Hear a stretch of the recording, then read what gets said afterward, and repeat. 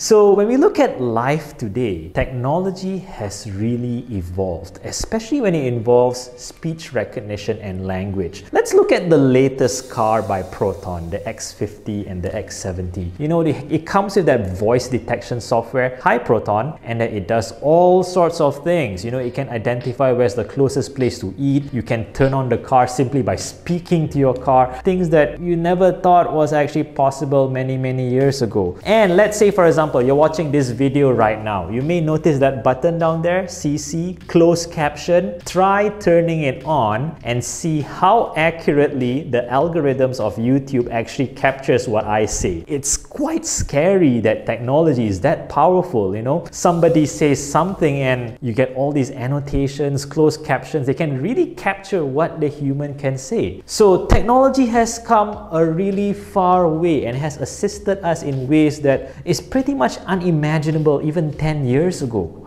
But there is this problem. Sometimes we don't know the word or we don't know the meaning of a certain word in another language. And then we rely on online translations such as Google Translate. Sorry, Google. So when you do these translations, you might end up with some really weird examples. Try translating baju Melayu cekak musang in Google Translate and see what you get. Does that really make sense? There are many terms and many expressions, not just in Malay, but in a lot of languages where you can't really translate directly, because as sophisticated and as advanced technology has become, all the finer details and the subtleties in language, technology still isn't really able to catch up with that. It's not able to translate all the fine details. Let's say, for example, alright, I propose a toast. No, I do not drink, alright? There have been many cases where people rely on, you know, instant translation software and it says, oh, roti bakar, toast. When in fact, toast is when, you know, you're celebrating with champagne and all sorts of alcoholic drinks, usually, alright? Or let's say, you know, in the US, there's this culture called the roast culture. But if you were to translate it to BM, you can't say ayam bakar or daging bakar and stuff like that. And there have been many cases where, unfortunately, incompetent subtitlists and translators simply translate things without realizing it's wrong. For example, what's up becomes ada apa di atas. And for example, what else? Break a leg, patahkan kaki. Seriously, there's some people doing that. Or for example, this is one time I was watching TV and the character said, that's so cool. And then the subtitle said, benda tu sangat sejuk.